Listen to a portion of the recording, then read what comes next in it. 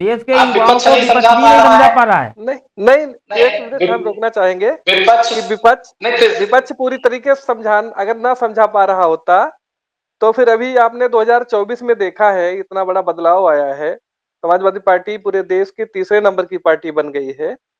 अगर लेकिन विपक्ष लेकिन समझाने में इतना लेकिन जो उपचुनाव हुए उसमें उपचुनाव तो सब जानते हैं उपचुनाव कैसे उपचुनाव हुए। वोट नहीं डालने दिए गए, वोट कटवा दिए गए, प्रशासन ने चुनाव लड़ा है। उपचुनाव का आप श्रीवास्तव जी नहीं कह सकते हैं किसी भी पार्टी के लिए। जिस पार्टी की सत्ता होती है कहीं ना कहीं उपचुनाव उसके लिए सरल जी हो जाता है। जैसे समाजवादी पार्टी में भी आपने देखा होगा उपचुनाव होते थे तो ज्यादातर निर्विरोध ही हो जाया करते थे लोग। ऐसे ये लोग हैं तो ये शासन सत्ता का सहयोग ले रहे हैं, मगर जो युवाओं तक की बात है या ग्रामीण तक की बात है, ये विपक्ष के लोग जैसे कांग्रेस हो गई, सपा हो गई, बहुजन हो गई, वो पहुंचाएगी जी मीडिया के प्लेटफॉर्म पे।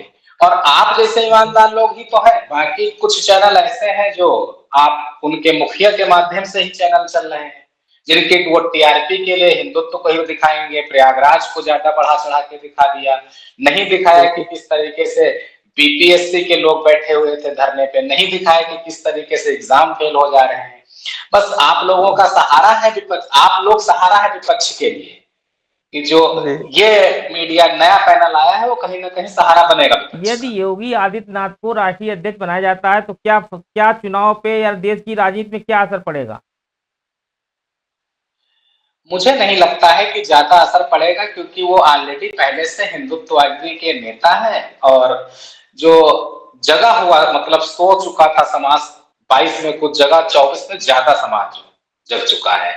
मैं देख सकता हूँ कि जो पिछड़े वर्ग के लोग थे या दलित समाज के लोग थे जो ज्यादातर वोट कट के भाजपा में गए थे, वो कहीं ना कहीं ज्यादा जगह हैं। और अपने आप में या जो उनके विद्यार्थी लोग भी थे वो भी देख रहे हैं कि किस तरीके से हमारा कट ऑफ कैसा जा रहा है अन्य कैटेगरी के अकॉर्डिंग।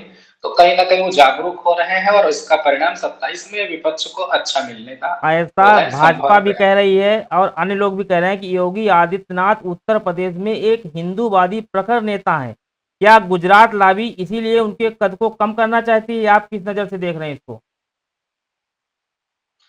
देखिए गुजरात में हम कह सकते हैं कि जो गुजरात की लॉबी थी पहले से जो इस समय केंद्र में बैठी है योगी आदित्यनाथ, ये पहली बार नहीं हुआ है कि उनका और विवाद ना हुआ हो। एक बार जब लगातार ये सांसद बनते आ रहे थे, टिकट बीजेपी ने काटा था, फिर निर्दलीय भी गोरखपुर से आदित्यनाथ जी जीत गए थे। तो कहीं ना कहीं जो संघ है वो किसी को स्थिर नहीं रखने देती। इस जौर था शाह जी का, मोदी जी का, वो चाह रहे हैं कि अब हम योगी जी को आगे लाएं, योगी जी के बाद कोई और चेहरा लाएगा। आपको याद होगा 17 के चुनाव के पहले शायद उत्तर प्रदेश में अगर हिंदुत्ववादी का चेहरा कोई था तो वरुण गांधी जी थे। जी और उनको किस तरीके से सिर्फ गांधी परिवार होने के नाते भाजपा और संघ के लोगों ने बिल्कुल हाशिए फैला दिया और वर्तमान में सांसद भी नहीं। प्रवीण जी